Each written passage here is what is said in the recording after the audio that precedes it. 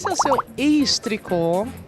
Hoje nós estamos com uma presença super especial que a gente está tentando trazer desde Fortaleza, desde o desencontro, que é a Conceição Oliveira. Querida, tudo bom? Tudo bom? Tudo bem.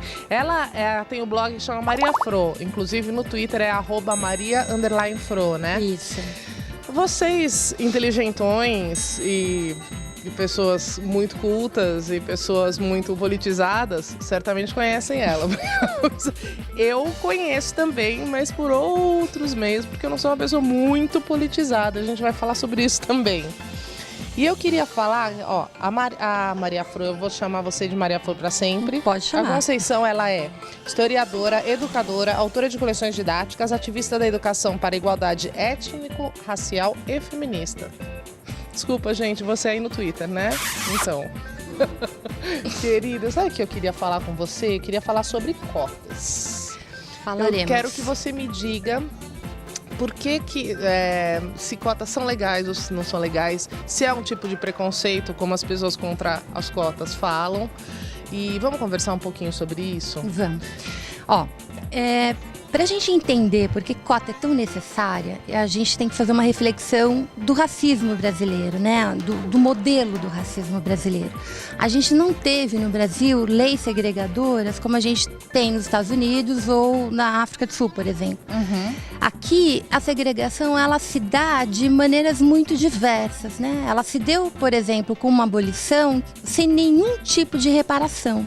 Então, e aí você mantém o racismo, ele é uma forma de você produzir pobreza, não é o contrário, né? O racismo, ele produz a pobreza. Uhum. Por quê? Porque você não dá chance para o indivíduo. Uhum. Então, como é que você está acostumada a ver a população negra no Brasil? Você está acostumada a vê-la em serviços menores, né? Se a gente fizer qualquer estatística que a gente faça, você vai perceber que mesmo com o crescimento econômico, mesmo com uma grande mudança nesses 8, 10 anos de governo, que teve políticas sociais mais, enfim, transformadoras, você vai ver que a população negra ainda está muito em desvantagem da população branca, mesmo comparando brancos pobres e negros. Cara, eu lembro que quando eu era criança, eu estudei num colégio particular durante toda a minha vida. Tinha negro? 2.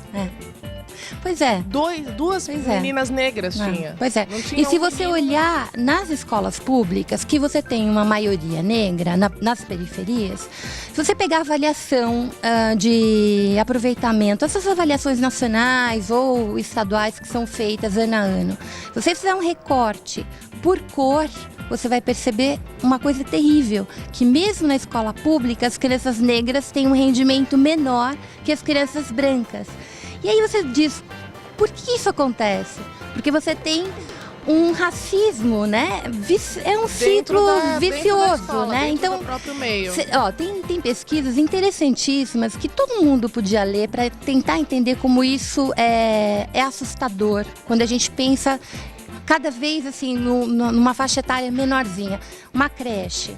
As crianças negras, você tem pesquisa assim de antropólogo que vai para a creche, fica observando, fazendo pesquisa de campo.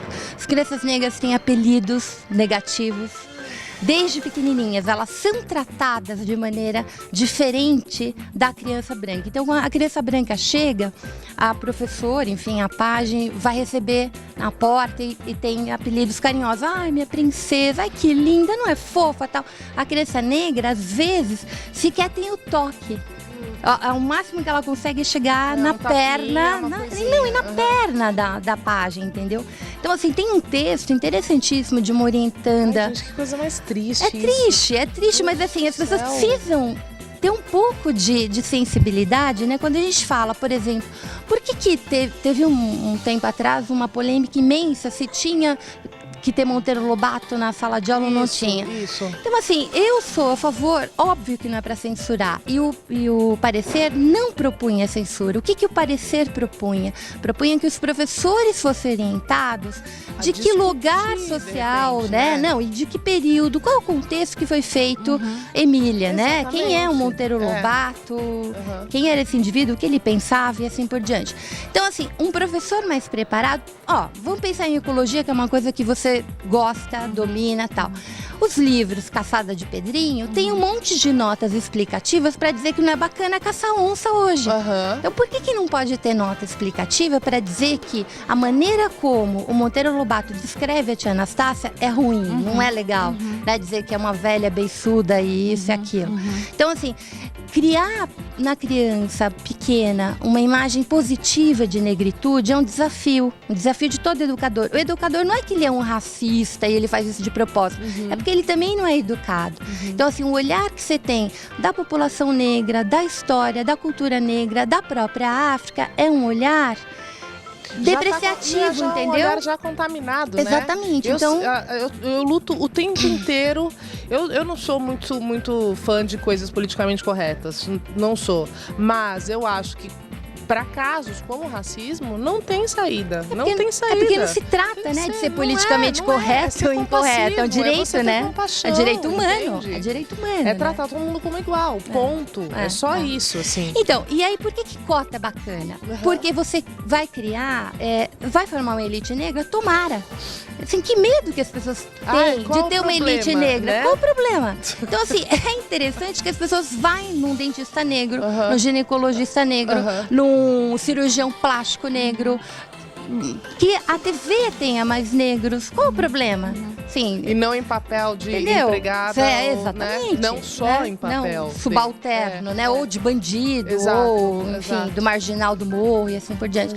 Então, assim, há uma medida aí de você reconstruir uma história e mudar, porque o lugar do negro na sociedade brasileira está naturalizado como um lugar inferior. Então, o lugar da invisibilidade. Você não olha para o negro, que é o cara que faz a limpeza, que é o gari, que é o que cata papel na rua, que... Enfim, dá uma olhada. Qualquer lugar nesse país, né, o lugar naturalizado do negro é o lugar do trabalho. As pessoas se espantam quando veem o negro bem vestido num restaurante bacana, acha que ele é manobrista. Exatamente. Eu fiz isso eu até comentei no Twitter que eu fiquei mal, eu fiquei sem dormir, assim. Que tinha um homem negro, eu tava saindo do restaurante, ele tava de costas, de terno, e eu fui lá e falei, por favor, moço, olha, eu fico arrepiada de lembrar da merda que eu fiz. E eu pedi desculpa pra ele, falei, mil desculpas. Erro, obviamente, todo do meu preconceito que eu nem sabia que você eu tinha. Jamais de costa um homem branco, você ia mandar ele buscar o seu carro. Nunca. Né? Por isso que eu me senti tão mal, porque aí o teu preconceito faz blum, tá ali. E não é que você vai tratar menos, mas você já assume que um homem negro é o manobrista, ou sei lá. Não que o manobrista seja ruim em ser, não é isso, mas por que ele tem que ser o manobrista?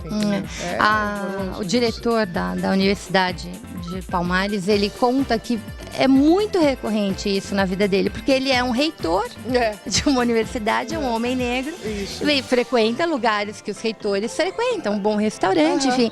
E virou mexer, as pessoas dão a chave do carro. Ou o manobrista, quando traz o carro dele, meio que checa, né? É o mesmo? Se é ele mesmo, é assim. Né? O nosso produtor, Shortinho, fez uma pergunta bacana sobre cotas sociais. Se cotas sociais não seria uma alternativa para cotas raciais? Geralmente elas vêm em dobradinha, né? Você tem uma cota social associada à cota racial. Então, por exemplo, no Rio, a primeira universidade inserir a política de cotas da Universidade Estadual do Rio de Janeiro foi em 2002, em 2003 teve o primeiro vestibular.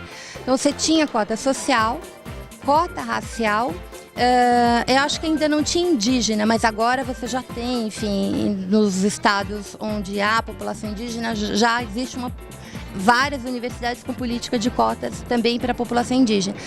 Eu acho que uma coisa não elimina a outra, porque assim, de novo, vamos pensar, o exemplo que você deu, que você experienciou, o indivíduo teve uma ascensão e você o confunde ainda, né? Então, assim, mesmo a ascensão social não libera é um processo, você não vai chegar daqui a 2 anos a eliminar o racismo. Mas quando um bando de negros estiverem em lugares socialmente valorizados, que seja logo, entendeu? E eu acho que é um processo, porque a nossa universidade era uma universidade mais apartada racialmente do que a África do Sul na época do apartheid. Então, assim, há uma falácia que se diz, né? Os conservadores, eles tendem a usar esse discurso de que a cota cria o racismo. É ridículo, a sociedade brasileira é racializada. O racismo criou a racialização. A gente sabe que pobreza no Brasil tem cor.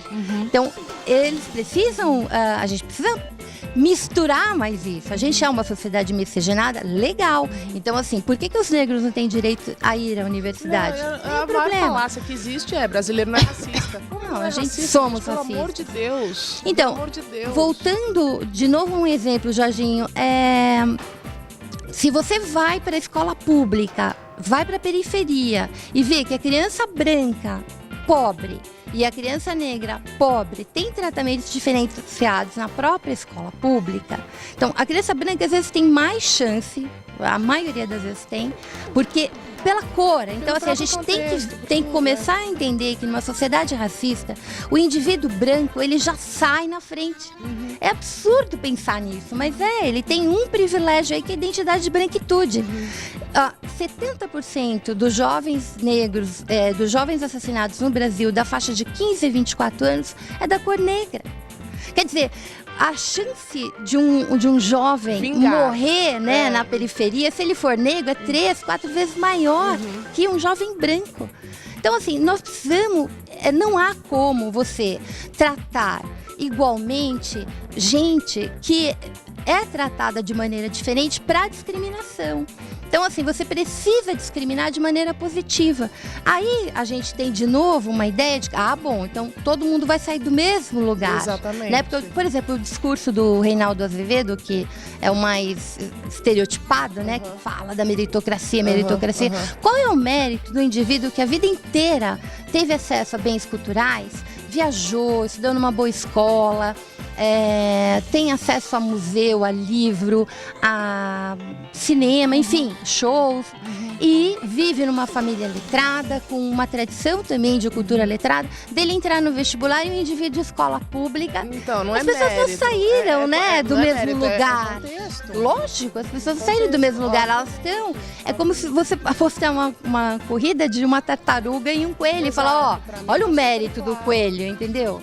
Por isso que eu agradeço por ter tido... Eu tenho uma filha que o pai dela é neto de negros. E ela tem... Não sei se por conviver... Ela sempre conviveu, né? Obviamente com a família dele e tudo, mas eu não vejo racismo na minha filha, assim. Zero. Vejo zero racismo. Inclusive, nesse dia ela estava comigo e eu levei uma carraspana dela dentro do carro. Ela brigou tanto comigo. E ela é incrivelmente... Quantos anos ela tem? Ela tem 12 anos. Legal. E aí eu espero que as crianças sejam mais puras que a gente, sejam mais... Não, eu acho que assim, criança As crianças dessa geração, eu digo. Eu espero que sejam Se a gente...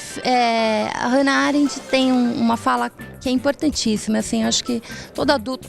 O mundo adulto é responsável pelas gerações futuras, né? Então, nós somos responsáveis por criar pessoas melhores ou não. Eu espero né? que essa geração que venha seja melhor, porque a minha é vergonhosa, de verdade. Então, a gente tem jeito.